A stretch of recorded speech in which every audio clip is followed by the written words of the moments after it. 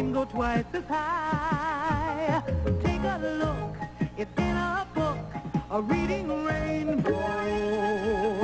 I can go anywhere, friends to know and ways to grow, a reading rainbow.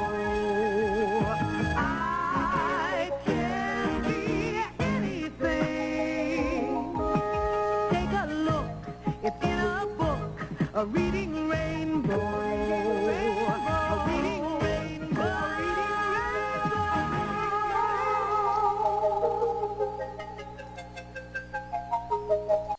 One, two, three, four.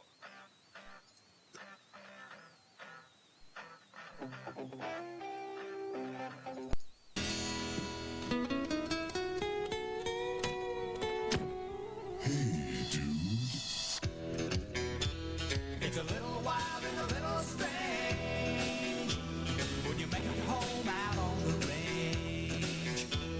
Start your horse and come along, but you can't get it right if you can't hold on.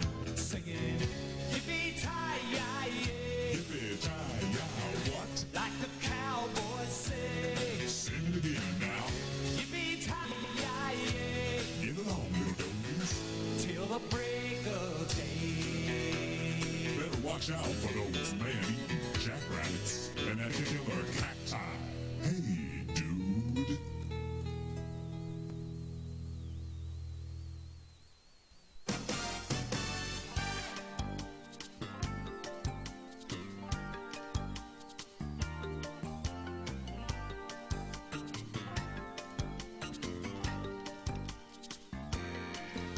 Sometimes some crimes go slipping through the cracks, but these two gumshoes are picking up the slack. There's no case too big, no case too small.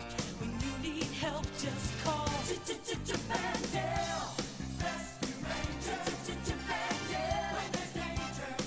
No, it never fails once they're involved. Somehow, whatever's wrong gets solved. Fresh Prince, not since. Watson and Mr. Holmes have two minds so fine. Look under every stone and you Reserve need some time. help to save the Radiant's day. They're never far away. Bandale. Rescue Ranger. Bandale. When there's danger. No, it never fails once they're involved. Somehow, whatever's wrong gets solved. Praise God, it's trouble, bad guys. See double when they're around. The chips are never down. Bandale, Rescue Ranger. Bandale, when there's danger. No, it never fails. They'll take the clues and find the where's and why's and who's. Hey, method.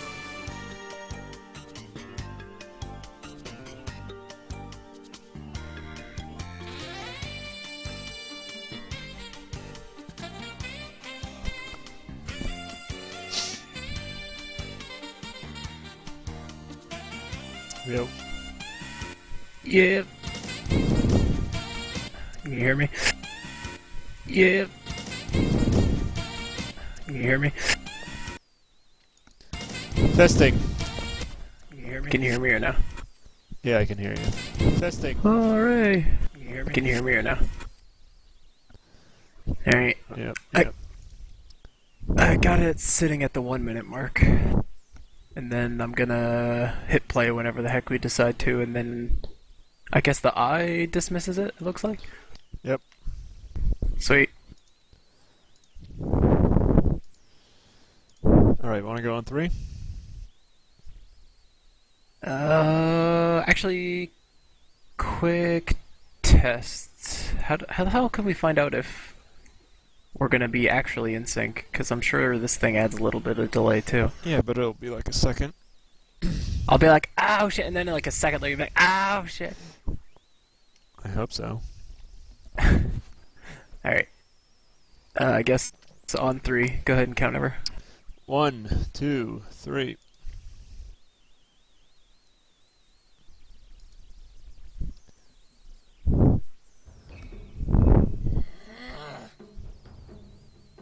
Dyer's band.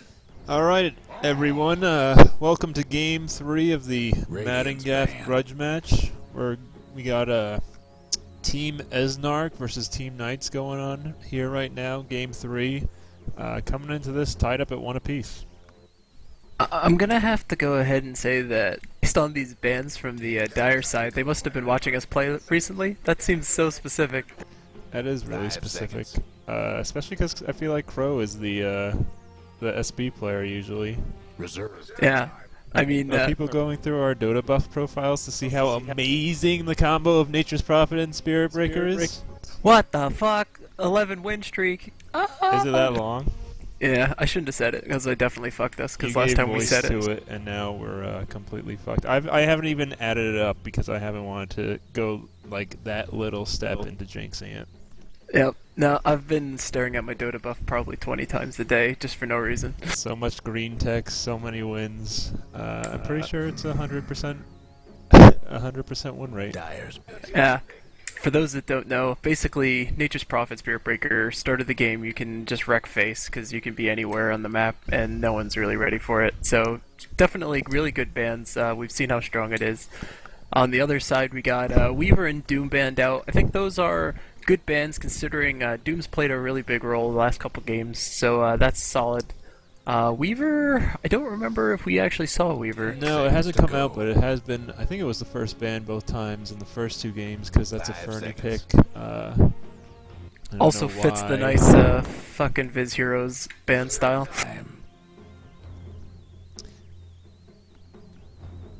Funny enough, Spirit Breaker is actually a pretty solid Weaver counter if you can work it well enough. That time lapse is still annoying for it. Let's see what Crow does. Doom was his first pick both times. In lieu of that, they'll go with the Alchemist, which worked out really well for them in Game 1. Yeah, it was Fern on the Alchemist last time around, and I think he went with the Shadow Blade build. Ended up going really good once he got that farm going, so we'll see if they pick up some good supports to fit with him. Oh man, Radiant's drafting out pit. 0 from Mega Man for Team Esnark. That's Yeah. a CB hero that has been met with mixed results. Yeah, Dragon Knight I'm really mixed on personally as well. I do like him paired up with Darkseer though. Like, typically when I'm picking Darkseer, I like picking him with a melee heavy team so that way my Iron Shell gets a little bit more bang for the buck. DK, really awesome early game. You know, the HP regen for sure is great. The reliable stun is really great. Just a really good tower pusher in the dragon form, so solid pick. Do they usually run a mid, do you know?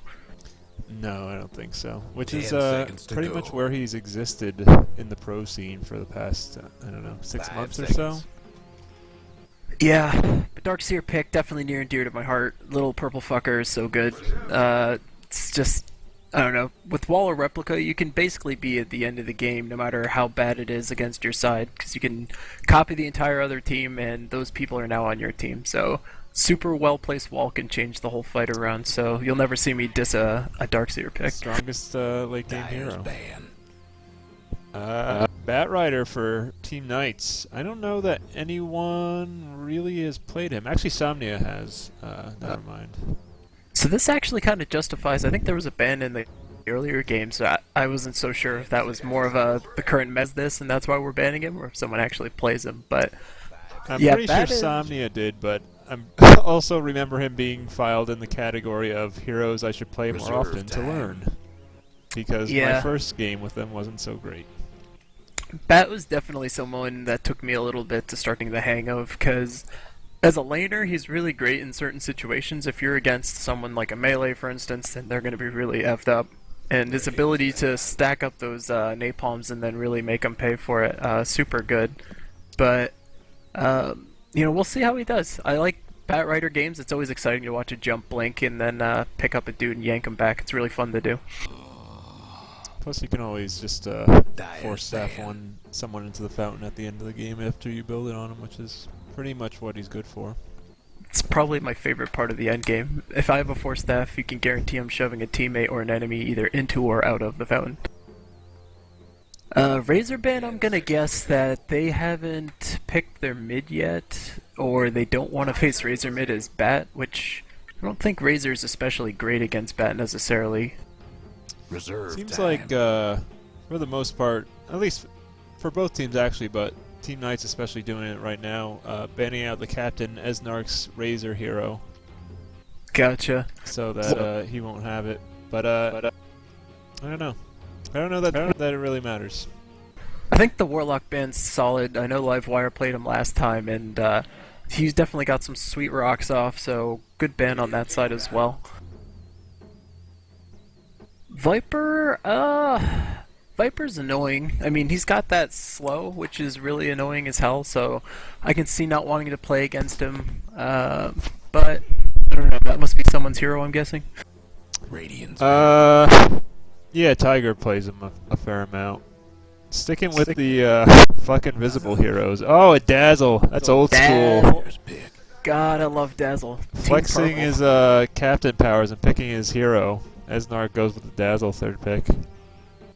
Yeah, Dazzle, I mean, 2 purple supports, super sweet. Dazzle's amazing. Radiance pick. Lich, obviously, super awesome team fight contribution coming. Whoa, the picks are coming out fast. Yeah, that was a Dyer's strong, quick life stealer. Someone that got completely passed over. Phantom Neither Bat. Oh man, Jesus! Radiance Here come band. the hard hitters. Yeah, these cores are kind of rocking out fast. Nake's pick, obviously super great, with his natural life still, Dazzle's healing ability, DK's natural regen, and Darkseer's overall tankiness. Radiant team's actually looking pretty beefy as far as ability to survive in these team fights, so that's going to help a lot. I feel like the first 2 games were rather polite, Reserve time. and then somewhere someone said something about the other's mother, and now we have Phantom Lancer picks. Yeah, PL is definitely the fuck you hero, so if you're trying to piss people off, I'd say PL is pretty much the pick to do it. And with that, I almost wonder if a Coddle ban would be advised here as the Radiant team. It should be interesting to see how they lane it, because right now they do have 2 heroes that kind of require that safe lane farm, and the PL and the Alchemist. I mean, last time Fern ran the Alch mid, so That's true. I almost wonder if Bat might be an off-lane Bat or a jungle Bat. No, 10 it's- seconds Jungle to Bat's go. actually rather hard to do. No one on that team 5 has seconds. the ability to do it. I'm going to walk out onto a limb, which is actually a very thick Reserve log that's time. safely attached, and say that no one can jungle Bat Rider effectively on that team. So an off-lane Bat would probably be up against at least a Nyx and a Dazzle, which would be not terrible. I mean, Dazzle's auto attacks actually are pretty solid. His attack animation's really nice. Bat shouldn't get in range of the healing wave, so that's not going to be an issue. Bounty ban, definitely part of the fucking Viz heroes, but also Bounty Hunter, I mean, for me, I like him a lot more these days. Oh, Wow, good Lone God. Druid. Dyer's What is pick. going on? Who plays Lone Druid? I think Tiger Rag has dabbled in the Druid field, but he's a tough hero. He's as my signature hero. I can definitely say that he's tough at times to play with. Crystal Maiden. And a Maiden to round it all out. So, Lich and Maiden, super solid supports. I hope they're with that PL, because I think that's actually a really nice securing lane, but we'll have to see how these guys end up shoving them around. I think it's a little bit of a greedy lineup as far as the cores on the Dire side, all melee heroes, which fit nicely with Zero, but they might get punished a little bit early here.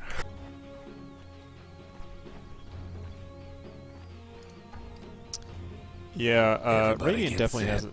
has a rather greedy lineup. Dire does too, to an extent, if you look at it from the type of, like, I don't think a pro team would really run this lineup with the double hard carry, essentially. Yeah, I'd go as far as calling this a triple hard carry on the side of the Radiant. Yeah, but it does seem charitable compared to the lineup Radiant's running. Oh, that's what I meant. Yeah, sorry. Radiant side of the triple hard carry. So it does look like Fern's going safe lane top, which is good. So we're gonna see a bat mid. I'm gonna guess, and it's hard to guess because there's a bunch of guys mid. But I'm gonna guess that's a DK mid because he seems like he's hanging around the most. 30 seconds to showtime. Yeah, it looks like they're gonna run Lifestealer jungle, DK mid, Lone Druid bottom. Lone Druid bottom is an interesting choice. I mean, typically you'll see a Lone Druid at either. Well, actually, you'll almost exclusively see him over there. I'm so used to seeing Admiral Bulldog play him on the dire side that I confuse what side he's on. Livewire taking a decent bit of harass in the water. He'll be fine. He will eat a lot of damage though. Crystal Maiden, if they had a single stun, that probably would have been first blood since Crystal Radiant on Maiden's one the slowest side, hero in the Dire game. on the other. Livewire really committing to see if that rune's around and confirms that it is not, but gets the early ward down. Let's take a look at the teams. For Radiant, we have Master Shake on the Darkseer, solo suicide lane. Esnark on his signature hero Dazzle. CB playing the Dragon Knight in the middle. Splat idling around and now starting a jungle on Lifestealer. And Lone Druid on my signature hero being played by Tiger. And no time for the other team. Let's get right into the action. So Master Shake already starting off up top. Nope. I noticed that he threw Iron's Shell on his own creeps. Clearly listened to the commentary from the last game and is taking it to heart. So really good to see that. That might Something be my favorite aspect, is to look at what's actually changed. I was talking to an unnamed person that wasn't Splat right before this, and he was explaining to me that despite playing with Rorschach's Ricky numerous times, him and another player were actually unfamiliar with what the smoke screen did. And they learn from our cast. I was gonna say you learn real hard just by dying to it a bit. Wow, Esnark bottom, he's harassing the shit out of Livewire there. So he's joined Lone Druid bottom. I didn't even notice the rotation there. Yeah, I think So that I don't seems know sweet. if you ever actually had any intention of going top. I think it was just warding the rune, which is still there, a $140 into the game. Denied. But definitely, cool thing about Shake putting it on his own creeps, then I like to do it as well, is if you kind of spam it, the Ion Shell basically forces the creepy equilibrium to constantly be at the enemy tower, so you can play really far up. Advantage being you get pretty much full gold experience, disadvantage being you're more susceptible to ganks. So luckily he does have that early point in Surge, which is nice. He should be able to dive out if he possibly does get jumped. So definitely like the change up from Shake here. One early thing I'd really like to see is CB needs to pick up a wand. I don't think... maybe he does have one. Nope. Boots first coming out on the courier. That rune finally gets picked up. Wand's a must-have item against a hero like Batrider. He spams up the napalm so much that you're going to have stacks constantly, and it allows you to be more aggressive in harassing because you can always just boost up. Yeah, all the more so on someone like a melee. I mean, DK does have that better HP regen than most, but being a melee hero against a bat, you're almost definitely going to get napalm stacked, and you're going to get auto-attacked a bunch. And when you have a few stacks on you, those auto-attacks really hurt. So having the wand to kind of balance that out definitely helps. Oh, just when we compliment him, he tosses the Iron Shell on a range creep, which is going to do nothing. Lifestealer goes down to a neutral. That's kind of rough. Yeah, You missed lose that. money, you get sent back, and and Rorschach makes fun of you. And waste a TP scroll. Oh, really waste it by canceling it at the last second. I was going to say, you might as well just walk to this large pack. It's about the same. Definitely worth saving that money. Yeah, not so bueno there. Jungling on Lifestealer is kind of slow to begin with, but starting out against this Hellbearers pack is probably the hardest camp you can get up there. Not the easiest thing to do at 3 when you only have 2 points in. Or, no, he's only 2. Yeah, I would There it avoid is. the large camps until you actually get at least that second point in Feast. Yeah, he literally just put that point in as we were talking about it.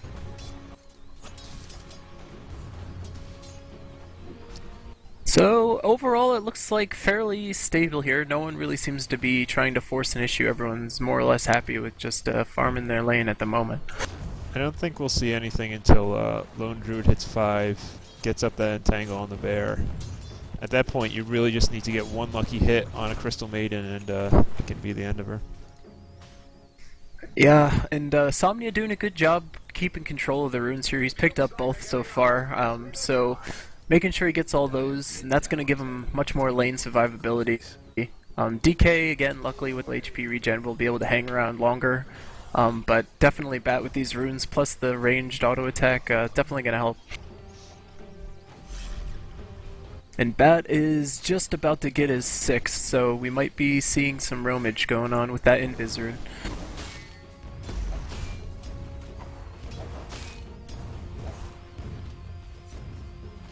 I don't think he'll be able to kill the Dragonite middle. He has 3 points up in Dragon Blood, which, besides keeping him pretty much stacked off the entire time, gives him extra armor and makes him incredibly difficult to kill. Especially that Bat Rider can't attack while lassoing someone now. Something of note top, Fern taking a lot of damage from that Ion Shell ultimately needed to TP back to base. In that scenario, something I like to do is actually get a salve and have it sent out on the courier, and then just use that to heal up so I can stay in lane to soak up. I think he actually already did that. Either that or Knights gave him his. I know he was down to just Tango really early on, and that is unfortunate. And also really low on health at that point too, and I saw him use a salve at some point, so definitely not what you want to do as the hard carry for your team. A, wasting money on a teleport instead of much needed items, and B, just all the time and last hits you miss in lane by not being there. Interesting choice by Somnia. I know he had that Invis rune, and it looks like he's kind of just jungling around. I'm not sure if he attempted to go after Shake and just didn't find him, or what, but No, he's in he a never pretty really dangerous left the spot there. jungle. Yeah. I don't know if Shake will be found, but Oh, here's a concoction pop. We're going to see something go down. he has room. Looks like we That's lost in range. Somnia won't get to him in time to lasso. That's the power of Surge for you. It's what makes DS such a good offlaner. You get that Surge and your max move speed and you just zip the hell out of anything. So without a second reliable stun, it's going to be hard to catch Shake. That's why I was hoping that Invis rune would get used for that, because that would really be able to catch someone like a DS. Yeah, it'd be better initiation. Meanwhile, Livewire getting a ward down, and he's got found by Isnark down there, so he's going to get jumped on by Splat. Yeah, if Splat rotates on him, this is going to be first blood. Even with the new short range on open wounds, he'll get to him easy. And Crystal Maiden, so slow, so dead. Yep. I always feel bad, saying for ripping on a support for jumping in and getting a ward down. I mean, that's like part of the job. It's just knowing when it's safe to and when it's not.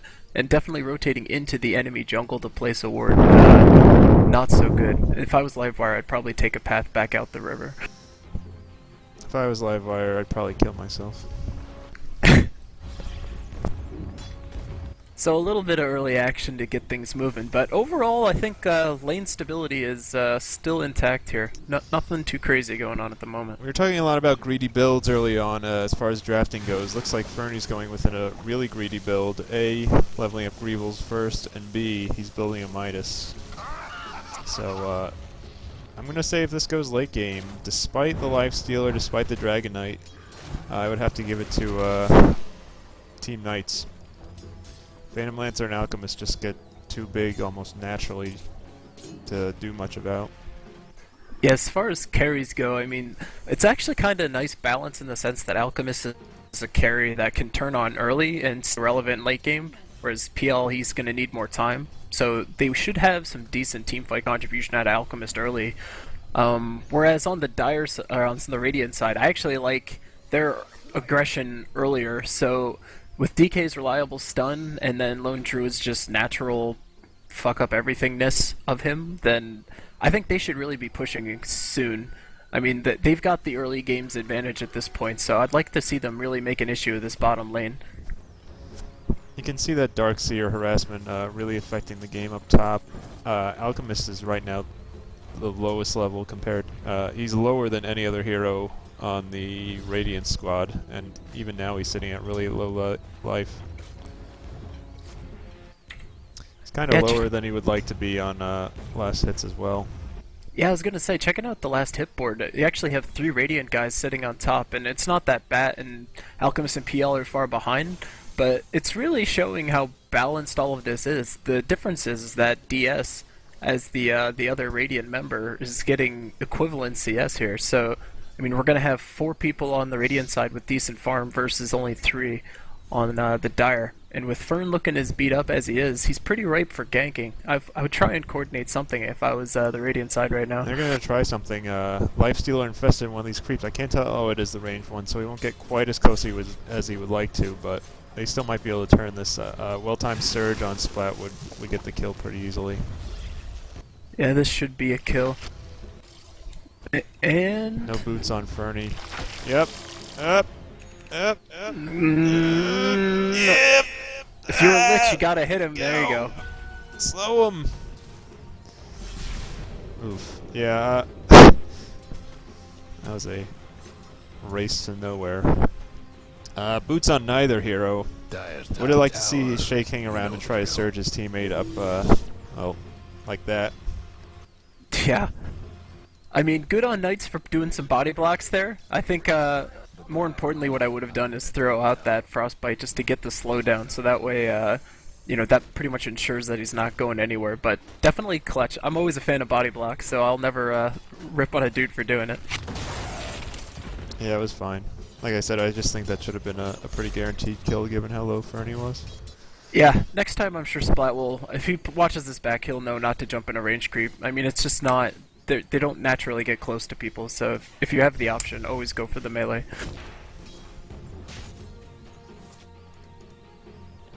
Dire's top tower's getting beat down. Looking bottom, Lone Druid, let's see, Tiger's getting jumped on a little bit here. He's taking some harass. Bear's He not might actually go with down. him because he sent it back to get health. He could be in trouble. Well, he's No gonna mana get for out Dazzle. of there. He'll get away though. One thing you want to try to do on Lone Druid in a situation like this is switch back to your Druid form and then use this, your life regen. Life regen, the game's ratio based, I guess is the easiest way to say it, so that it still obviously heals 400 either way, but when you switch back and forth, the 400 it does for your Druid form will transfer over as far as a ratio to your Bear form, so it actually effectively heals a ton more. Dire's mid tower won't last much longer.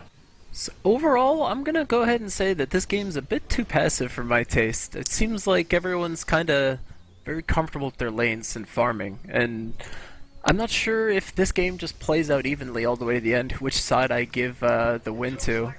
It's kinda tough to say at this point. I mean, I think PL is gonna be a problem for the Radiant late game if they don't get better at getting detection, so I mean, they're gonna need late game probably a gem, some sentries, dust. They're going to need to be picking up a lot of that items to ensure those kills, and I'm just not sure if everyone's comfortable dealing with Invis heroes based on at least the bans that I've seen. Yeah, it is 3 cores essentially versus 2, but I think the late game strength of Alchemist and PL, especially a Midas Alchemist, would be enough to override that. Meanwhile, jungle, looks like Somnia went in for a little bit of hunting, and he got picked up by Esnark, so... Oh, and he might pay for this. Takes a couple swipes, in comes Cold-Blooded DD That Rune, should be and enough. Somnia goes down. You're talking about being too passive. One thing I'd really like to see from the Lone Druid is you send up the bear for a swipe or two. If he doesn't get anything, back off. But as soon as he gets that entangle, go for it. It can be really devastating. Mid tower could use Aside from Especially the against a disables, hero it's- like a Crystal yeah, Maiden. Exactly. That's all the more reason to. Even a PL, honestly, would be solid harass considering how squishy he is early on. Yeah, that Somnia kill was actually really unfortunate. Last I checked, he had about 1,400 gold, so I mean, he was really close to getting that Blink Dagger up and going. So Realistically, I mean, I know I would have liked to see him go hunting with that Invis rune, but ideally you'd want to get that blink. So that's going to set him back a little bit and should give the Radiant team a bit more space for at least another probably few minutes here before he can get that up. Yeah, blink or no blink, I think I'd rather want to see him ganking. It's kind of just a waste if you're not using that lasso when it's off cooldown. What I want to see is if Somnia's got Bone 7 Fever and picks up some BOTs. That seems to be the flavor of the month with these days. He's been doing that against us lately. Is that where it originates from? I don't know if he started it, but he's definitely been the one rocking it the most lately. He just goes all-out speed. He had BOTs, he even had Mask of Madness on top of it. Yeah, I've seen the mask before, but I feel like the last two Bat Riders we faced have been BOTs pretty early. Knocks Meanwhile, CB back into Knights. He should lasso him. He could have disabled him. I don't know if it would have saved Knight's life, but it might have made the difference between killing CB and not. Somnia needs to be careful here. To get him away after he stops. Yeah, I don't know if this this isn't looking so good. Here comes the outglow. Chilling up a stun. I mean, there's Cold-Blooded's natural tankiness. I mean, he's just a beast. DK in that dragon form is not something you can take down easily. Shake actually has a mech already. Let's see if he actually uses it here. If he used it on CB, I think they could just turn and fight this. He might be able to burst down Somnia anyway if he wanted to, but he'll just run back to base and survive. Wow, pretty sizable golden XP lead. 5,000 already for Radiant. That is pretty substantial. And that's kind of surprising, actually, as well. Do we have... Let's see. Oh, we do have a Midas on the Nyx, so I'm sure that went a long way. With the triple core as well. So the triple core plus the DS farming, I think that's going to be your difference maker there. It's going to be the Midas plus the DS. There actually is a Midas on Lone Druid too, but I think a lot of it was just their last hitting early on. Radiant had the top three guys for a while, and it's actually 3-1 on the kill count because one of them was Splat's death to the neutrals, and they're up tower, so... Meanwhile, bottom, we've got the entire Radiant team with Nyx inside that bear, so let's see if they can make something of this. They're all just kind of holding their dicks right now. Dire does have vision of this. I don't know. They're sitting on their tower. I feel like Radiant might actually have enough to dive this, though, between Dazzle and just the general tankiness of these three heroes. Yeah, and what's really bad about this standoff is, once again, we've got someone not here who's getting tons of free farm, so this isn't benefiting the Radiant side at all. You either need to choose to do something about this or not, so rightfully so, they break it up. Real quick, one thing you want to do on Lone Druid is actually use the Midas on the actual Druid himself. If you don't get the XP from it. Something I learned after way too many games of not doing that. Well, that really fucking sucks. It does. I did not know that. Yeah, you want to switch it back and forth just because the bear obviously gets the benefit of the attack speed more than you do, but I actually just keep it on the Druid because I forget if I don't, so...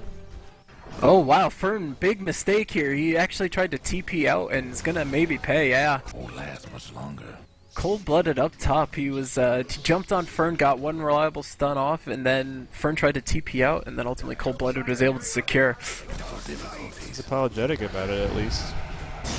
And Fern is totally cool about it. Interesting. Meanwhile, bottom we got a big scuffle. Dire's mid tower could use a little help. It's just, that could be a rough ult. They're pretty grouped up and slowed down. Very grouped. Tiger's gonna pay for this one. Druid goes down, Splat's out of rage, he'll go down too, presumably. Yep, Lance is able to secure the kill. Esnark should be safe, he's gonna be able to jump past that tower. But they should be losing bottom tower here. Dire's mid tower won't last much longer. One last heal kind of pushes the creep wave back a little bit, but it's still got a lot behind it, and Esnark's out of mana right now. Radiant's bottom tower ain't a pretty sight right now. Looks like Crow opting for first item Diffusal Blade, so that's going to be just that much more annoying for PL, and should allow him to at least start jumping in these team fights a bit more Well, a bit more, I should say. Shake actually did quite a bit of damage to that T2 while everyone else was low. Now, I wouldn't think a DS could do that much, but I guess you just need to clear the wave quickly. Yeah, Fern's sitting on about 2100 gold right now. Not sure what item he's planning on going. If he's thinking, like, I don't even know. I'm not sure what item he might be saving for. Just buying the Shadow Blade outright, or... I'm gonna say he just is forgetting to buy something. I mean, he had that much before he died, too, so it's unfortunate. I mean, Yeah, I don't... The only real thing you would save that much for is Radiance. I mean, 2100 is AC too, but I hope he's not going Radiance. That was literally what I was gonna say. I'm like, usually when you see some early carry saving up a huge chunk of cash, it's to save for that Sacred Relic, and it's not something you see on Alchemist that much. Game for numerous reasons. Yeah, I mean, we talked about the tankiness of the Radiance side up front, and Radiance is something that really pays off in long team fights, and it will be useful regardless, but I think there's just too much lifesteal, too much inherent tankiness on the Radiant side for that to be the right first item pickup. Yeah, they have a Dazzle, half their team will have Magic Immunity between lifesteal or Rage, and I imagine CB should probably go BKB at some point. I don't know, I think it just takes way too long to get for almost all heroes.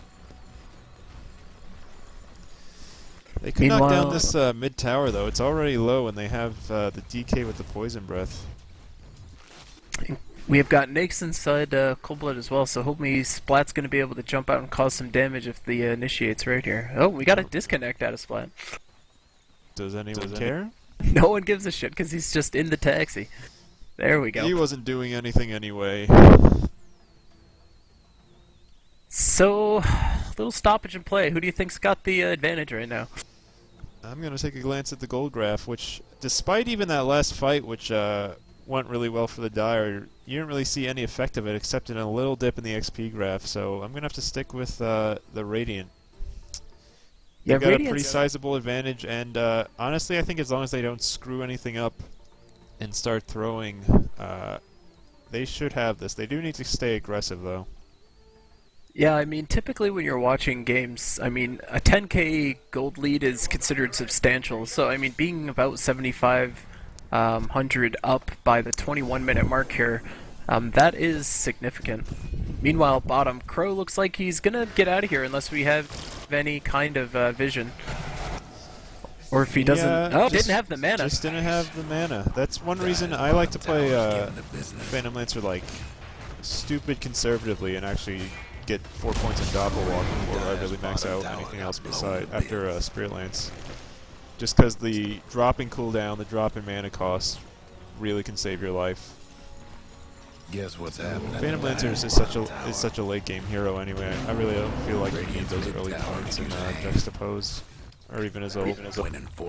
Yeah, I mean, maxing Spirit Lance early is definitely good for lane harass and potentially early teamfight contribution, but the main thing about PL is its survivability with that Doppelwalk, so only taking 1 point does reduce your ability to escape, and not having the 150 mana needed to get out of there, I mean, that was the difference between living and dying that fight. Yeah, I don't think they've had any... no, they didn't have any true sight, so he could have gotten away from it easily. Oh no, they're actually pushing lane. The racks. That might be a bit early.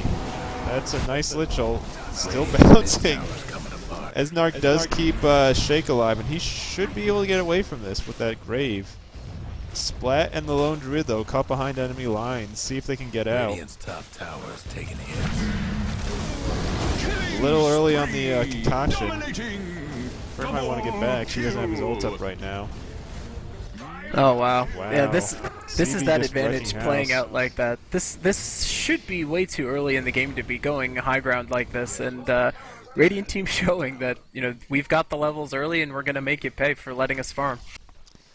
During that entire team fight too, it looked like that Rider was just solo top, where frankly he didn't really need to be. It did get him his Blink Dagger, but a team fight of that magnitude, you definitely want to be there. The cost is 3 or 4 members of your team in a 23-minute round.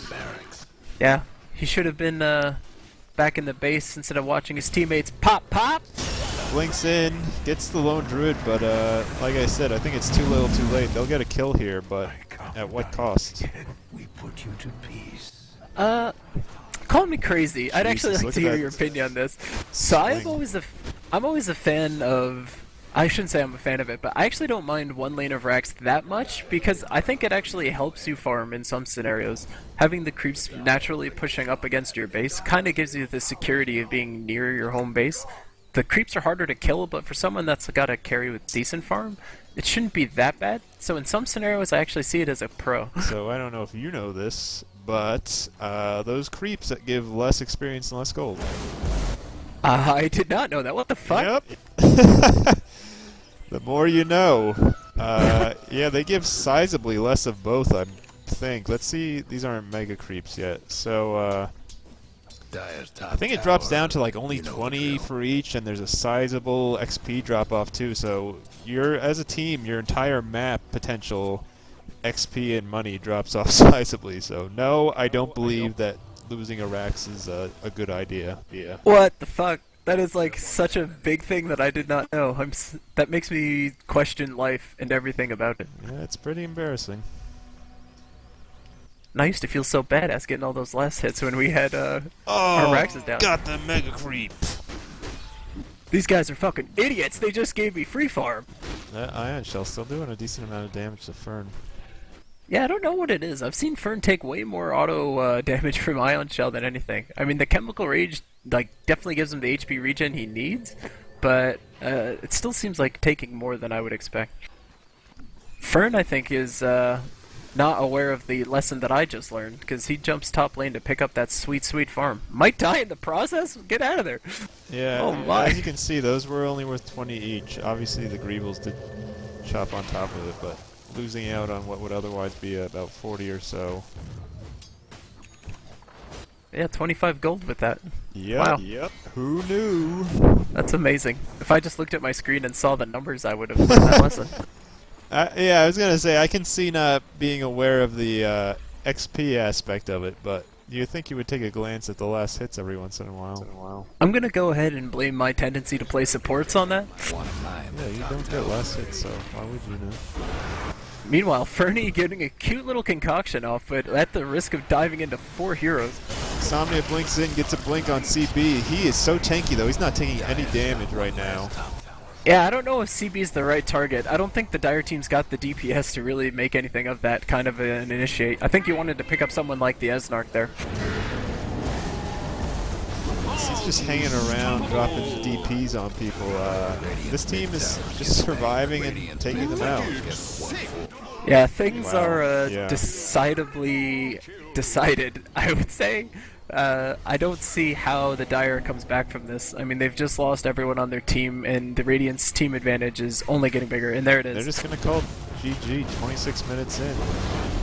Hard to even blame them. They were about to be 2 racks down and about 15k gold. Not more than that when those racks were actually down. So the Tricore pick, you think we're going to see it next game? Proved its value here.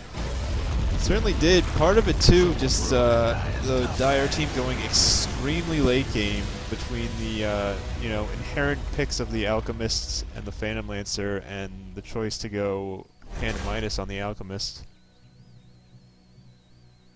You see his GPM of 280, even with the minus and the Greevil's greed, ended up being less than all but one player on the Radiant side.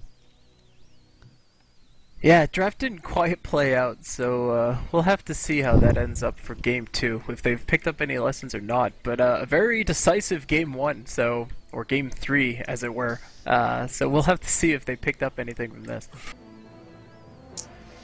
You good to hop right into Game 4? Can you give me like 5 minutes? Sure. Alright.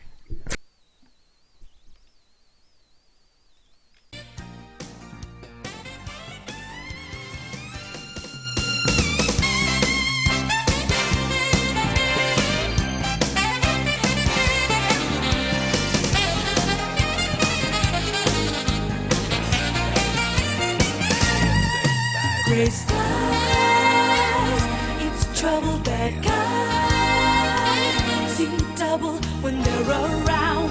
The chips are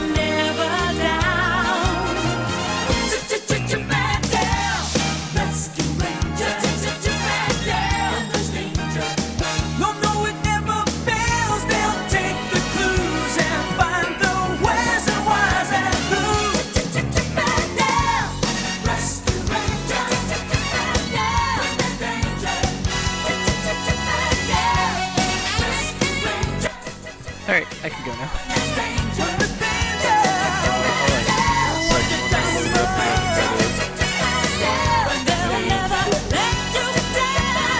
What was with this minute in stuff? Definitely do. The drama. Esnark with the slow load.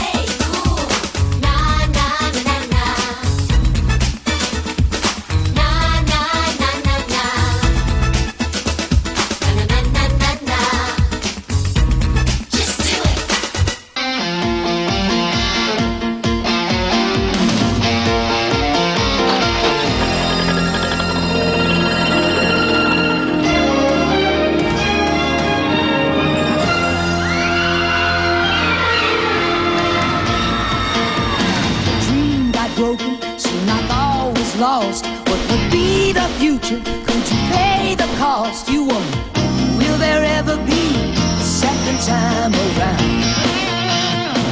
Oh, oh, when the tears are over and the moment has come, say, my Lord, I think I found someone. You know it will be better, 'cause you're putting it together for the second time around. We got the woman and man, we got the kids and the clay. Only time will tell if all these dreams fit under one umbrella.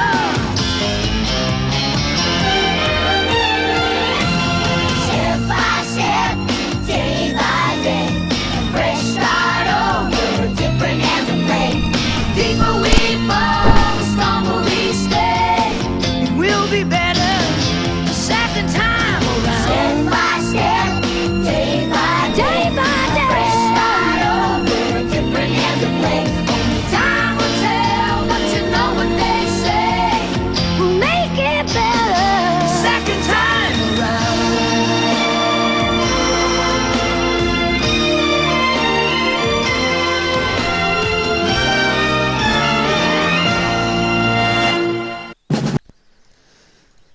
All right, ready to go? Yeah. Did last game it seem like I was ahead of you or no? Not especially. Because I actually paused the game like a few times in there because it felt like I was pulling ahead of you somehow. I think there is. I don't know. I remember watching. Maybe it was Beyond the Summit where it can kind of. They were doing one similar to this, and they did get out of sync at times. So. Alright, yeah. I was gonna say I was just kind of pumping the brakes with the pause button a few fights because I was talking about something that happened already. Yeah. It might be because I'm streaming it out and it slows down my computer a bit. I don't know. Alright, no biggie. I'll just keep doing the correcty thing as I see it. Yep. You on a minute? Yeah, yep. All right. 3, 2, 1. Game 4 of the MaddenGAF Grudge match between Team Livewire and Team Brentech. About ready to get started.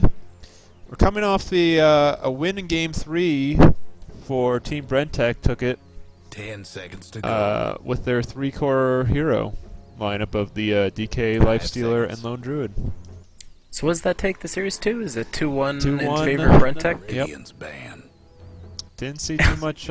Same ban against us going for. I was about to say that. The Spirit I feel Breaker. like flattered, and it probably has zero to do with us. I'm absolutely positive it does. I don't think I've even mentioned that we've been doing that to anyone. So.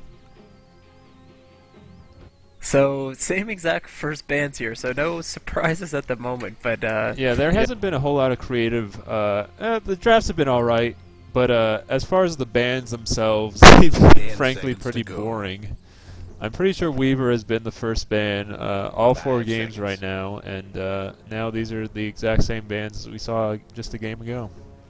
Yeah, I mean, I can understand not liking to play against Weaver. And he's annoying because he's got that Sakuchi, so he's constantly diving in and out of fights.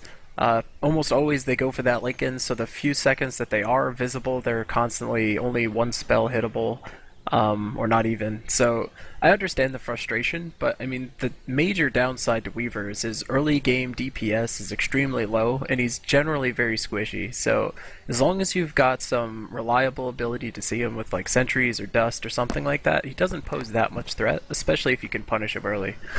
Yeah, it's just a matter of I think Brentek's team believes that it's a plus hero for Fernie, and they're just wanting to avoid it. And also, frankly, these teams don't really deal well with Invis heroes. Even last game we saw, the time they did kill Phantom Lancer in Radiant's lane pick. was due purely to him not having enough mana. None of them brought dust with them or anything like that. It looks like we've got a counter pick here, so Esnark on the other side, and the Team Crow picks up the next assassin up front.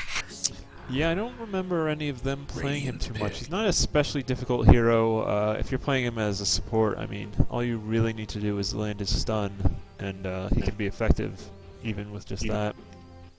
Yeah, I think the thing about a Nyx assassin, or what makes a good Nyx assassin, you need to have some decent map awareness to know when it's cool to go just floating around inside the jungle, like who might be in there, or what's a hero that's got low enough HP that you can kind of pick them off. Early game Vendetta, you kind of need, someone extremely squishy, or eventually you need to start building into that Dagon. Once you get multiple points up into that Vendetta, though, then you can start ripping up people. They go with Lifestealer again, and I was given a little inside information from one of the sub-members of Team Brentek that they apparently picked this Lifestealer with the intention of having Splat play him again, and then realized afterwards that Splat was not on their team. Wow.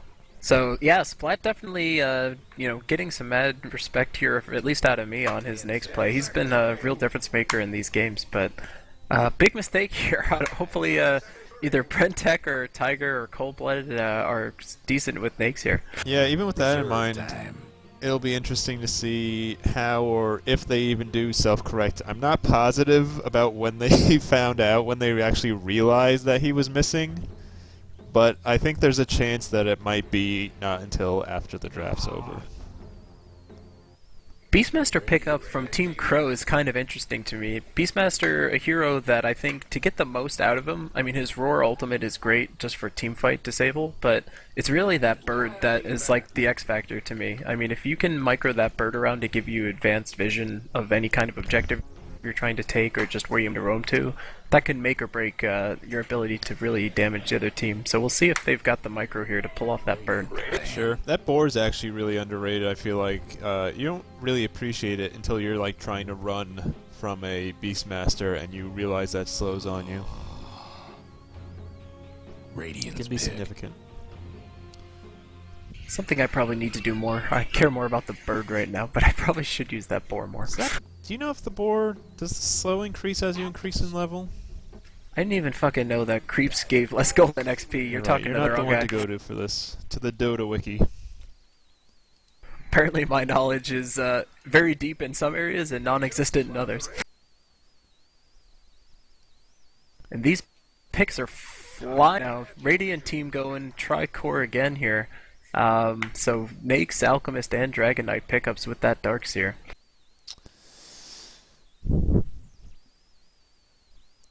Let's see, the attack speed slow jumps up from 20% to 35% for the greater boar, which you only get with 4 points. So I guess that So 4th 10 level is seconds to actually kind of go. important. And you do see a lot of Beastmasters maxing the friends there as quickly as you possibly can next to the axes, and picking up their Aurea later, so that makes sense. Yep. You want to check what time you're at real quick? I want to see if L-tabbing out had anything to do with it. I'm at 650, 651, 652. Okay, we're square. So top Dire team here looking a bit heavy on supports, and I think that's a bit dangerous in these types of games with Death Prophet, Jakiro, and Nyx. Beastmaster isn't a typical carry in any respect, so I mean they're going to be very dependent on whoever this last pick is to kind of give them that X factor in these fights. As it stands right now, I think they're early games, but the later this game goes, the more dire, for lack of using not a pun, this game is going to be.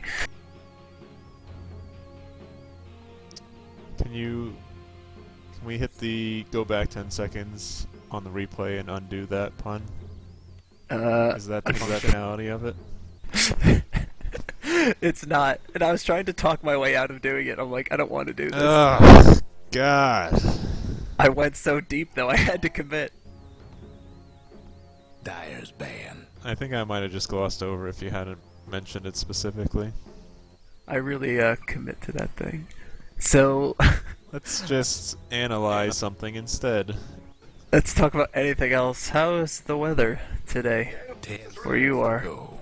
There's an ice path. 5 seconds. So, push heavy lineup potentially And with there was Death a Prophet necropire. Beastmaster. Someone breathed fire. Didn't know you had such sick rhymes. Radiant's pick.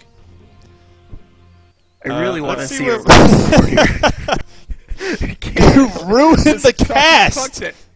You ruined it! You can't recover from it. They can't pull out of this nosedive.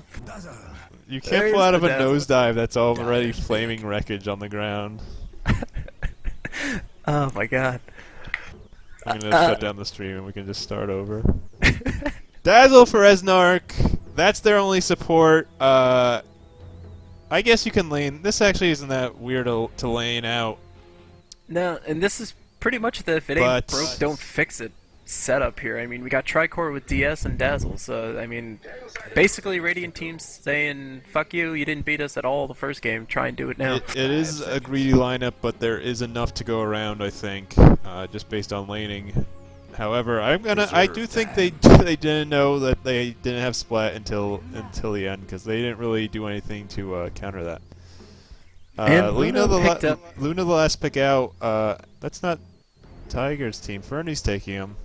There is a heavy hitter, but even that kind of is. She can definitely dish out the damage, but Luna is a little squishy, all things considered. Yeah, and I especially don't know if I like that pick, knowing that with Nyx you've got the inherent magic immunity with his rage, and almost certainly Fernie or I'm assuming Cold-Blooded, yeah, are going to be wanting BKBs as well, given how magic heavy that team is. So once those are up, that ultimate becomes completely useless. The Lucent Beam's not going to do anything, the ultimate's not going to do anything, so it's going to be all right clicks at that point. I don't know how much I like that pick. So They did need a carry. Funnily enough, like a lot of the hard hitters you might otherwise consider were already on the Radiant team. Your Alchemists, your Lifestealers, your I'll have to- Dazzles.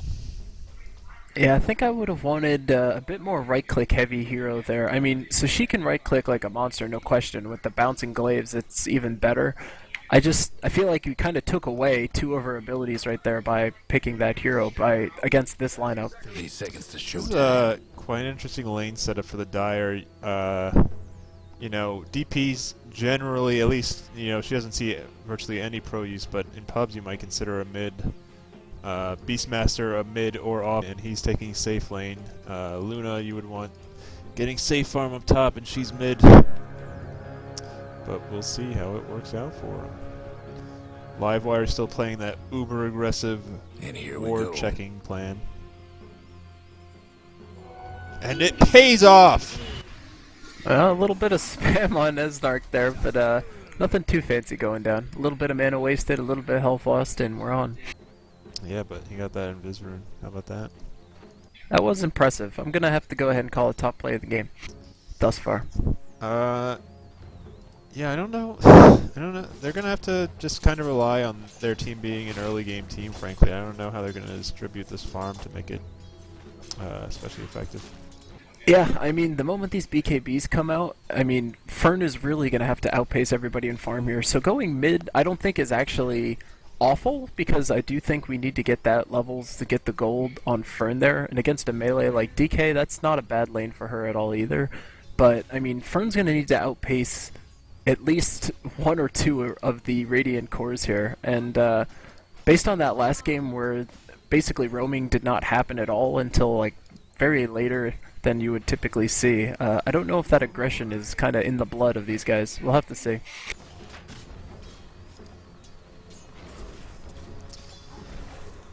Crow seems to be handling the Darkseer top a bit better so far, but to be fair, that's only the level 1 shell, which you know, isn't that destructive. Level 3 is really when it starts to kick in, because you generally have a level difference over the heroes you're going against.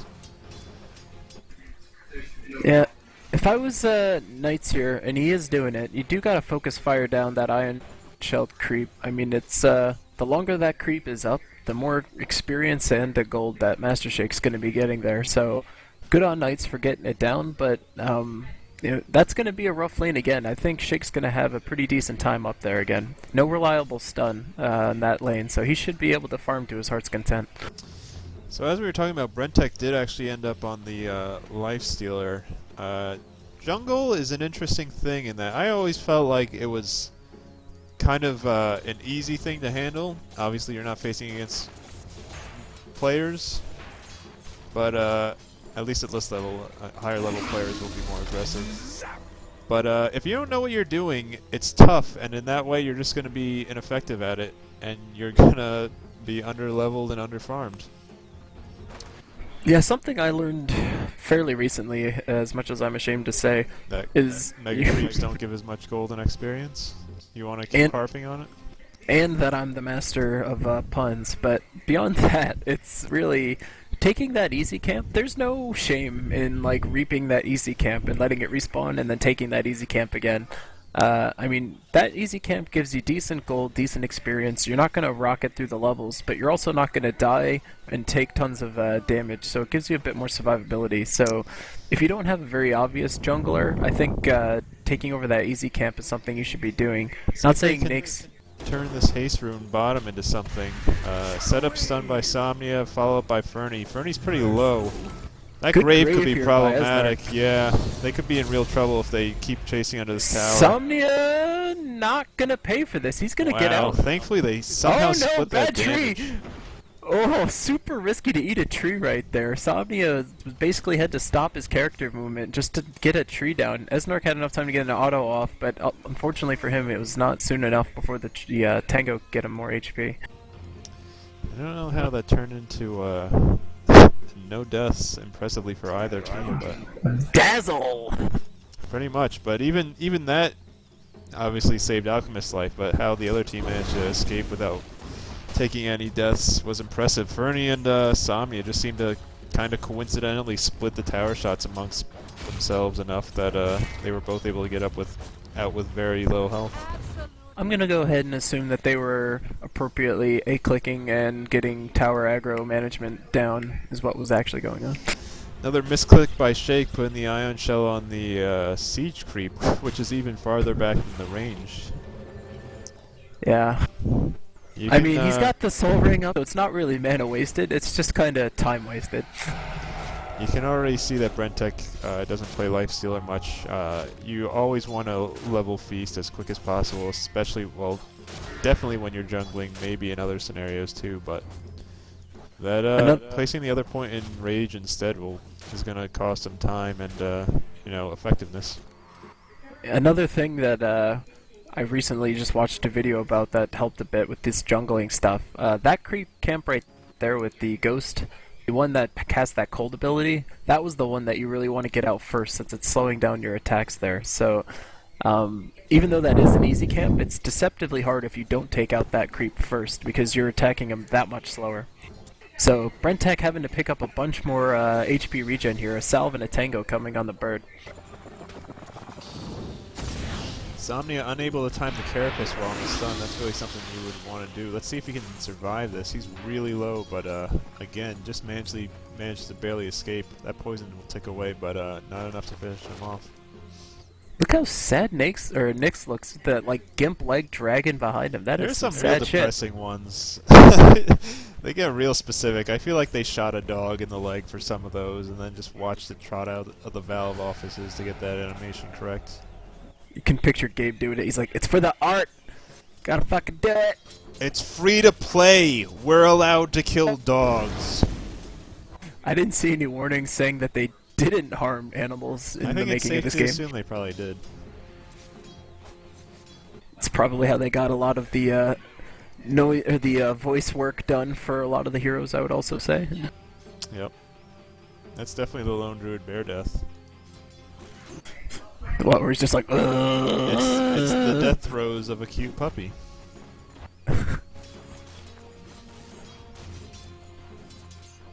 Fern So is denying a lot, apparently. Esnark, he's decent. What was this? Esnark just stood there and took that. He missed it. That was some Andy Dufresne in the fucking shower shit right there. A very strong rivalry from Live and Esnark. Oh, that could explain it. I don't know if he. Now that I think about it, actually, I don't know if he still is, but I know he was he wasn't home for the first two games, playing on a laptop on hotel internet. So maybe that's still the case. That is not so good. Last time I was at a hotel, I checked the speed on that, and I was rocking a solid like 2 megs down. So that's not a reliable connection. So hopefully for him, not the case. I think it's safe to say that we've got yet another safe game here, where everyone's kind of comfortable just chilling in their lanes. I think something I'd really like to see is a bit more roaming going on, especially out of these mids. We'll dive here, but I don't think anything will happen. Yeah. And Shake making some good use of that Ion Shell again. Crow looking very, very low up top. No regen on him. Not even Chikiro really on uses Knights. the last tango. He's just gonna run into the forest and look sad. Yeah, he's got a salve on the bird Guys, coming the moment that's guys. available. You got any stuff here? Oh no, he doesn't have a, so he just picked up his is that- power treads, Oh. but he's got to have the bird go all the way back Yeah, and that all doesn't the way back. help. That's gonna be a while. I think it's probably best to just walk back at that point. Yeah, you might as well. And once again, it looks like someone just kidney shot this Beastmaster as he just gimps around up there. Alchemist getting rather low bottom. That DP ults. First blood gave her enough to get the experience for it, and they're gonna try to push this a little.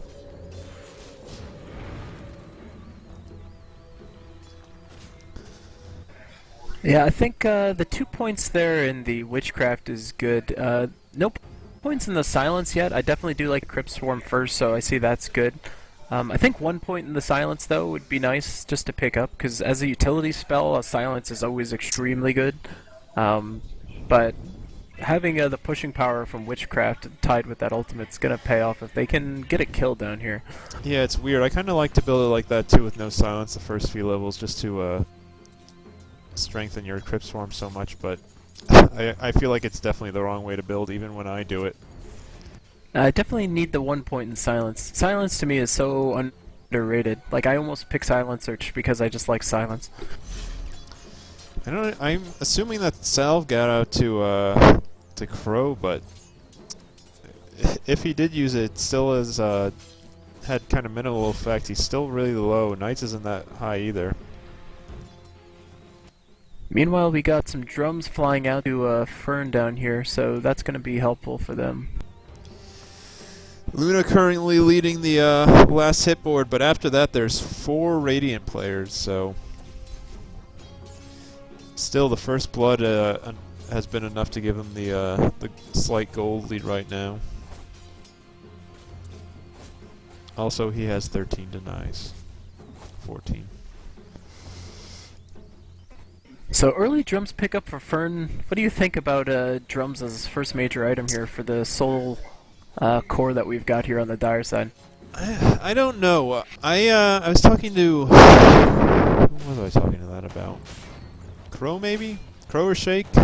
Recently about how to build carries, and Seems like the pros always favor the phase boot drum build, especially on heroes like Luna, Gyrocopter, that type of thing. I personally don't like it. I don't know. I feel like it's too much money to invest that a support could probably pick up.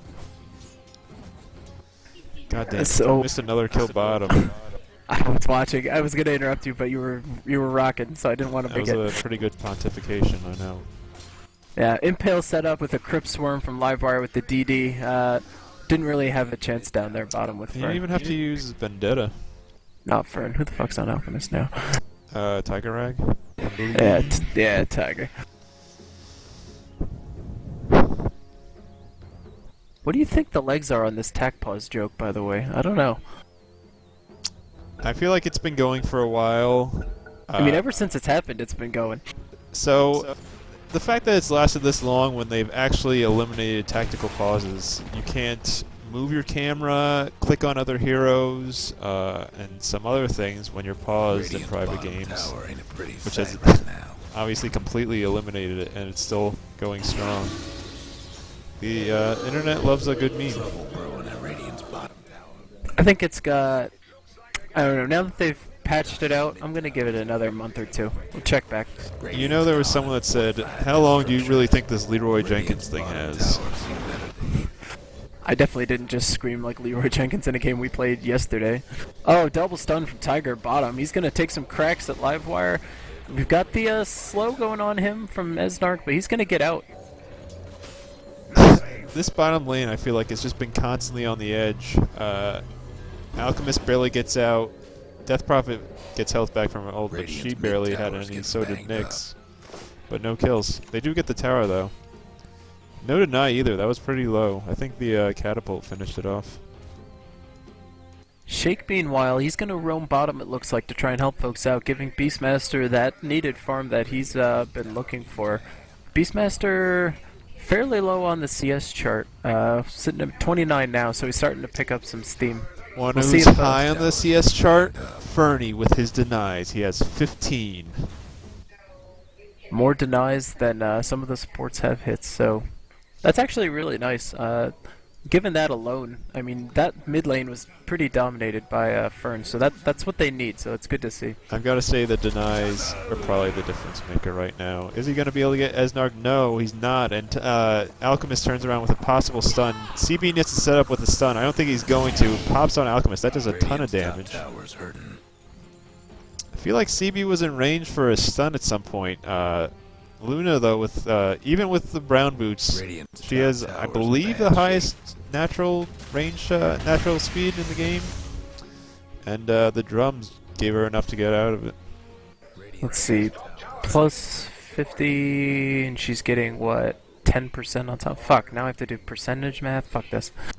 But yeah, she's probably fast. got... Top tower. Bitch fast. Shape. She's alone, though, in the jungle. Though. Let's see if anyone can get a stun on her. Bitch on Open skates. wounds will do it too. This could be problematic. Drops the ult though. Brentek drops a rage and helps him survive. And they drop Luna. Never a good idea to go uphill blind, especially that into the was- enemies' jungle. That was I mean, what are you gonna like do more- if you're going up blind into the enemy jungle like that? Uh, That's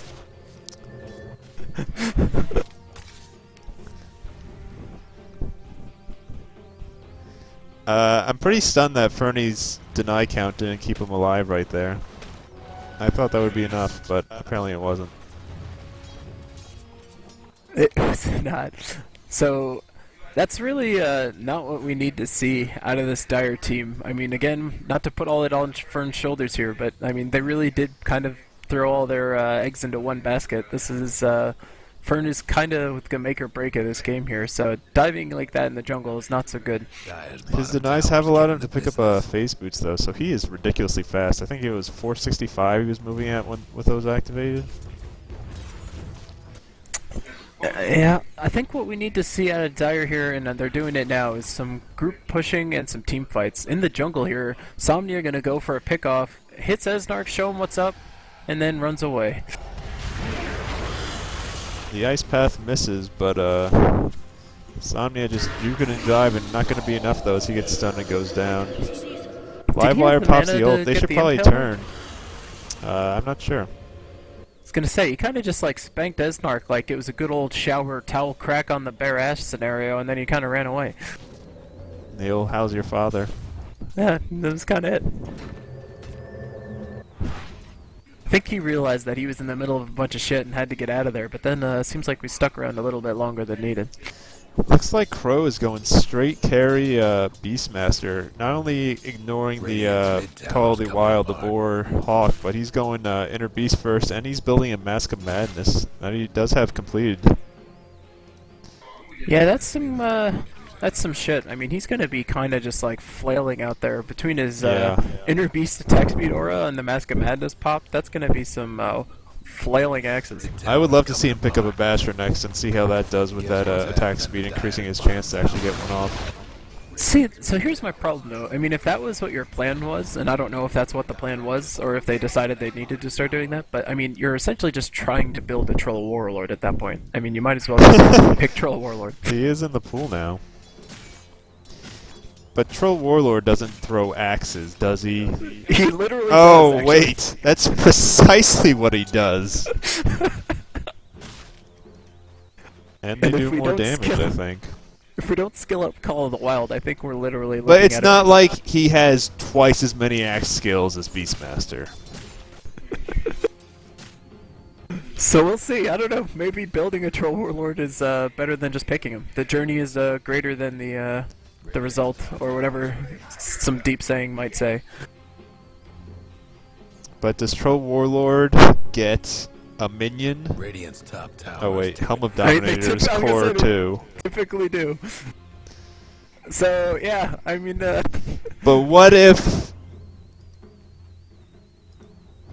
you know, it would be sweet if he had some way, if Troll Warlord had some way to give that attack speed to people around him. like, a skill that did it? I mean, Inner Beast is great because it gives it as an aura. But then, Troll Warlord, on the other hand, Wanna would be sick if Inner Beast was global.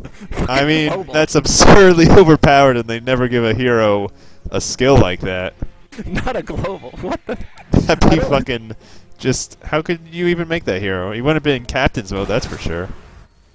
It's like, as we have this conversation, I'm wondering why I pick Beastmaster ever again if I'm feeling like playing a carry. They should probably just delete him from the game. Nice Ice Path set up there. Macropiter files it up. Clean up the Alchemist really quick. Will they get more from this, though?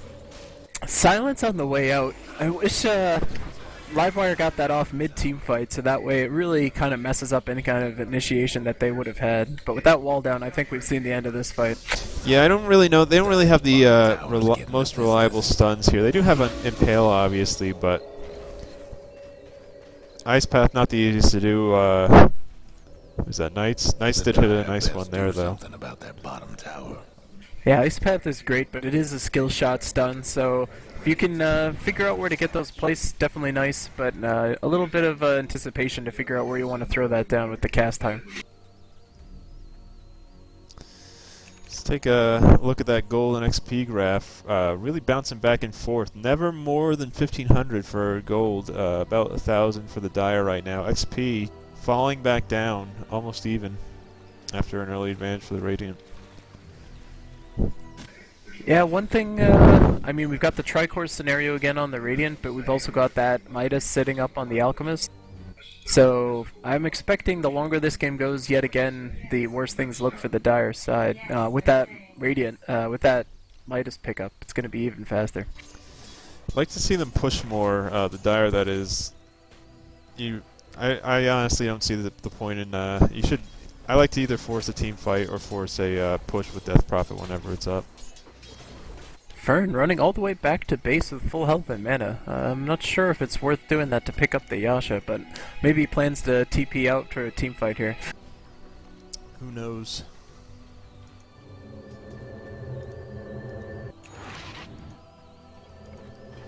That's kind of, again, one of those scenarios where I'd prefer to get the TP delivered and then TP out to where I'm going from there. Are you watching an Oscars thing of the people that just died over the last year? Dire's mid tower won't last much longer. No breaking through the Dire's structures for now. Dyer's mid tower could use a little help.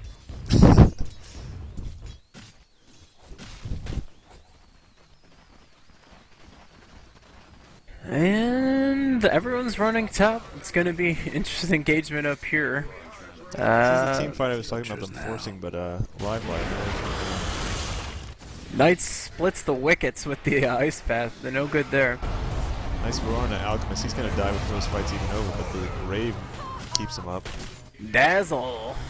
Another ice path. Good secure kill there. There's the ult. That's gonna tear through Jake. Gets pretty much the whole team with that ultimate, but a little bit too late, I think. He's pretty much solo with this fight. Somnia with the mistake there missed a chance for an impale. Could have had Shake dead to rights. So this should be top tower. They've got enough health, I think, here to make something of this, especially with Prophet, but looks like they're just gonna let it go. Fuck towers.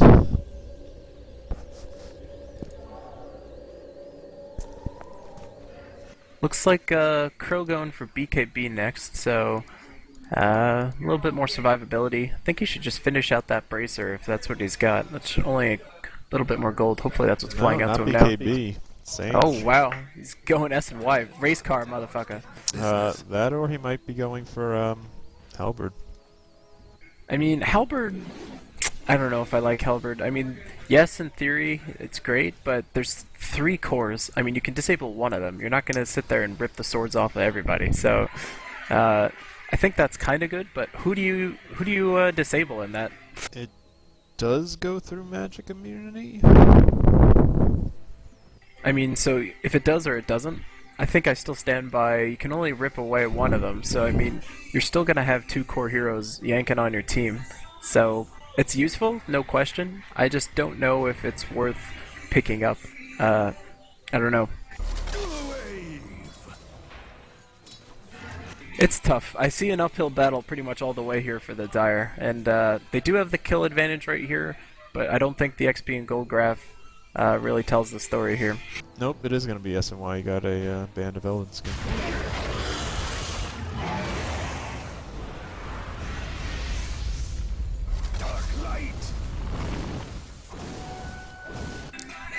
Looking mid, looks like we're going to have an engagement pretty much for the Dire teams here. Cold-blooded, sticking around. He might pay for this. Yeah, that was a mistake. He should have definitely turned around. He'll Ooh, stay up for a dazzled. while longer, but I think that's still going to be his death. Should still be a kill, but it was exciting to watch. Let's see if they turn that into anything. He's down for 40 seconds. They could push mid. You see, this is the problem, though. Again, you've got DK's down, but now you still got Nakes and Alchemist to worry about. And Dazzle's clutch. Esnark definitely practiced on the shallow graves there. He's been getting some clutch saves. That wasn't a save, but at least it gave him a chance to get out of there. I don't know if they can push. I think I think it was right to back out on that, actually.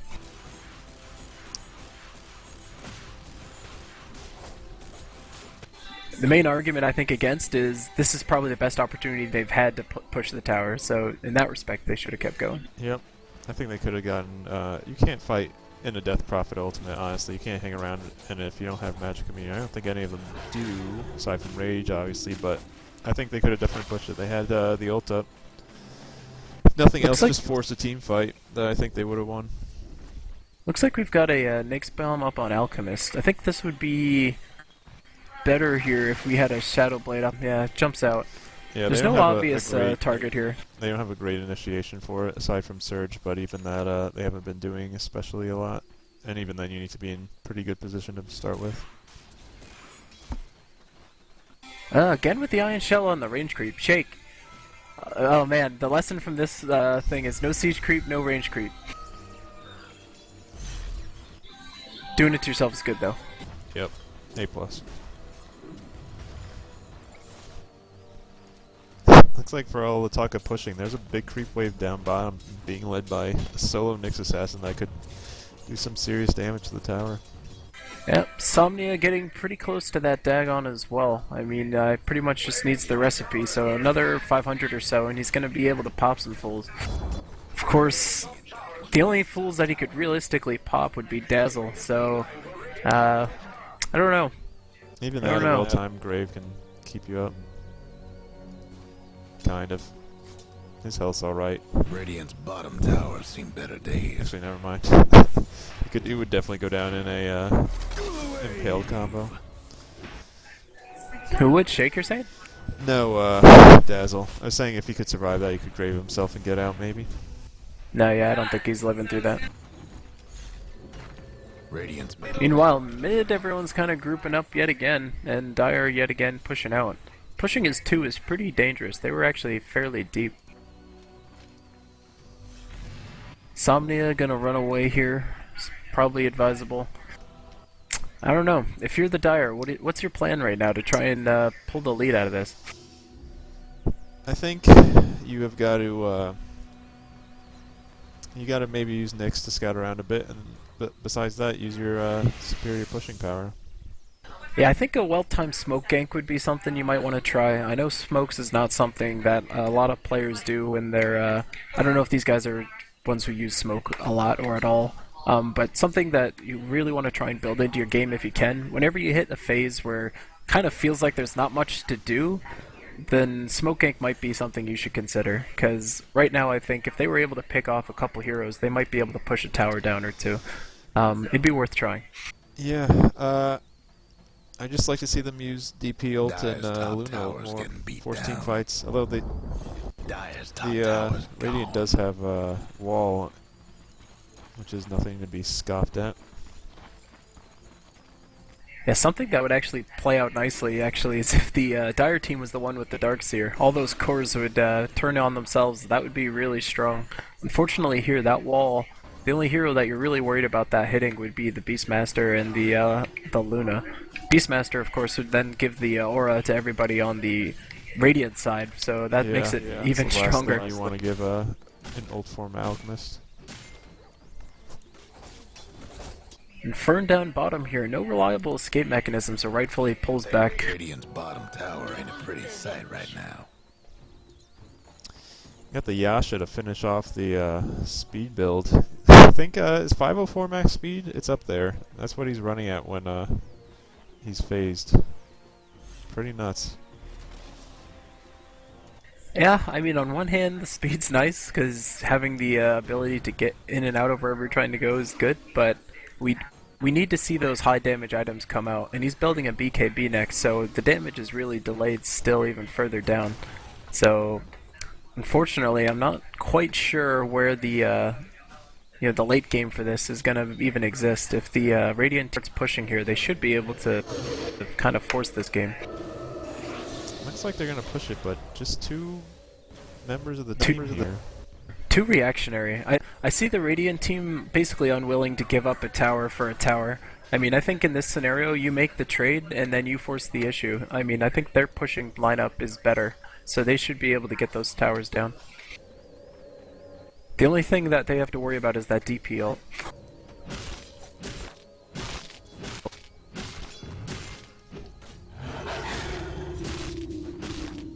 A little bit of split push action going down.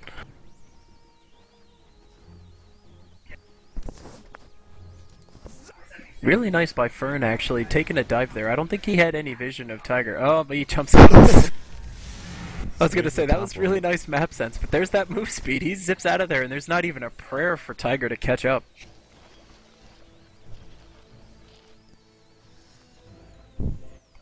And that's fortunate, because I think that would have been a kill if he got found out there, so good on Fern. After seeing that down low, I'd like to see them move on middle, knowing Alk isn't there. Will they? Somnia, I think, hunting around. If he finds Esnard, yeah. He's gonna be dead. Oh, there's your grave. I don't think he's gonna make it out anyway, but... Did not die in vain. Now, do they push mid? 6 seconds on DP ult. Dark Caesar's got his wall here, so I don't think they can try and force this tower if Master Shake doesn't want them to.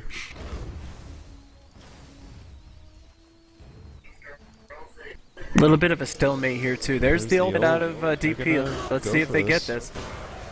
Guess what's happening? There's the vac, there's It's the a wall. nice vac and wall, but that tower will go down. There's the roar on... I don't know who that roar hit. Oh no! Wow. Radiant fighting in the Macropyre, not advised. Also the Luna ult, just a ton of AoE damage, and there goes the Speedmaster Crow. I made my kill. Wow, That's, so there's the advantage they needed. It's basically a team wipe.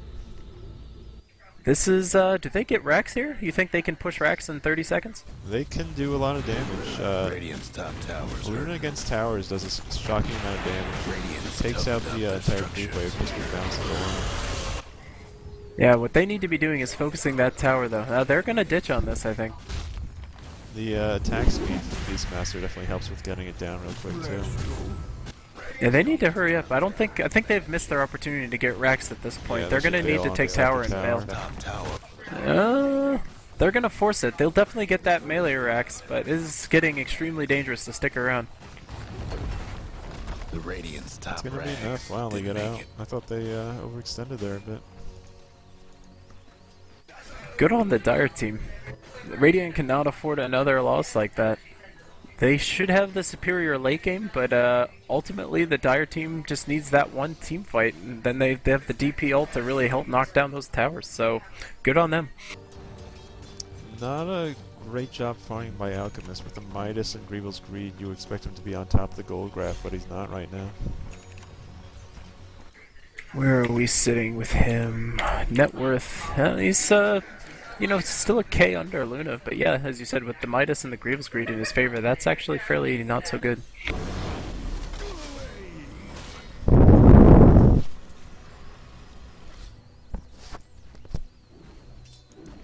Meanwhile, Somnia going out, jungling around, gets a ward up. I like that. That's a nice offensive ward.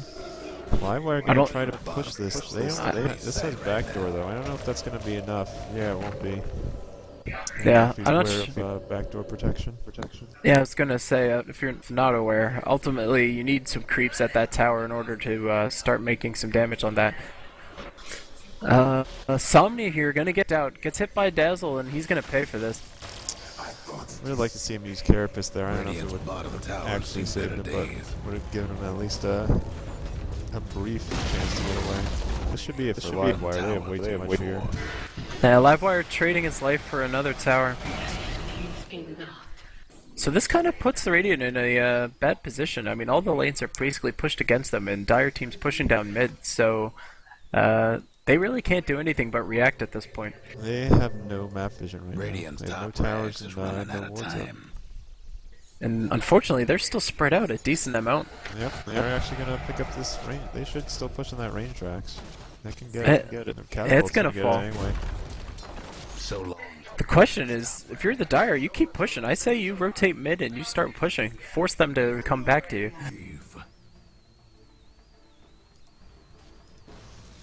Tiger gonna buy something from Secret Shop here. Is this a Hyperstone? Hyperstone. So he's going AC next. Definitely really good item, and on that team, having a Hyperstone is just gonna pay off that much better. Having all those core heroes. Really strong item. Kind of like to see him start maybe initiating more with that Shadow Blade. That Shadow Blade into stun can be real devastating. But like I said, they really just don't have any idea of what the map looks like, and it's dangerous for him to go out alone. Wombo combo that I want to see pulled off is a Nake's Bomb into a Vac Wall concoction Fire Breath with all in the middle of a Dazzle ultimate just for shits and giggles. There's mid If they can pull that off, then I'm buying everybody a Subway $5 footlong. is tough, but the Dire's toughest. Which one? Is it going to be on artisanal bread? I haven't had Subway in a while, but that garlicky bread was like, it's like a cheese bread, I think, was the shit. Subway's the only thing I don't do as far as fast food. It's terrible. I think we should keep talking about Subway then as experts on the subject. I know RG3 likes them, so that's good enough for me. Yeah, and he doesn't have an ACL, so... But at least he's eating shitty deli meats on really expensive bread. There's the roar on Brentek to start it off. Dazzle graves himself instead of Life Stealer. That could be bad. That is Wow. gonna be bad, yeah. Wow, This Radiant team team. just getting shredded apart. Alchemist going Mac- crazy, but even he can't survive a 4v1. What is going wrong in these team fights? This does not seem to be playing out at all like I would expect when these guys get together. It's kind of hard to tell. Knights has had some really good dual breaths, some combos, but it's hard to say. They just die. I'm looking around at the items. So actually at the start of the game, something I talked about was the effectiveness of that ult, because everyone would be getting BKBs. No BKB up on either of these other cores besides. Radiant structures. So I think that might be the big mistake here. I mean, that magic damage is really bringing these guys down. Hard to disagree. This is going to be second match. This might be game. There goes the radiant. We're much farther in than the last game, and the XP gold lead is less, but it doesn't matter. Dire team, everyone escaping by the, I don't know, crack of their ass. There's not much health on these guys as they bail out here, but getting 2 racks, I don't know. If you're Radiant side now, what's your plan? For me, I'd be grabbing BKBs on my 2 cores as fast as I possibly can.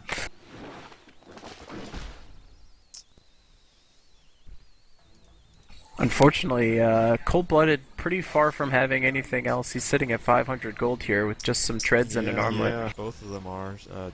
Tiger's a good 2,000 away from AC, and he obviously hasn't started BKB, so I don't see them getting one in the near future, especially now that 2 waves may have no map vision.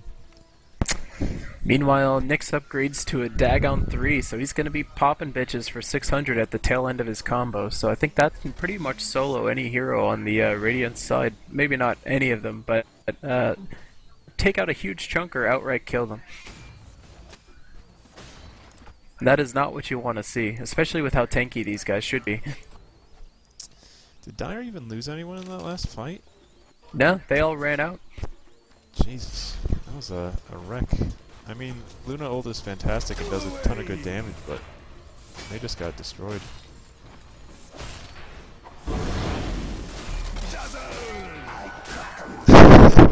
Something I just noticed, Livewire is rocking the double boots combo. I actually just saw the BTs on him, but I failed to notice the arcane sitting right below him. So which is kind of especially bad, because if he disassembled that, he could Bloodstone right now. Beastmaster finishes up a heart. He is pretty loaded.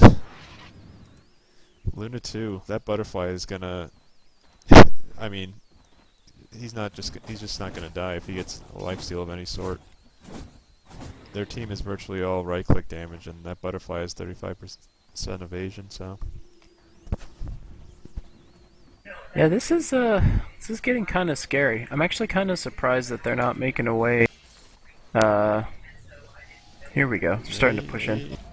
I was gonna say they could end it right now if they picked up Alchemist, but Shadow Blade's out. They might be able to get it anyway. They have Aegis and all their ults, so why not? Why not? And here's the all-in push. They get these Raxes. You can pretty much call GG.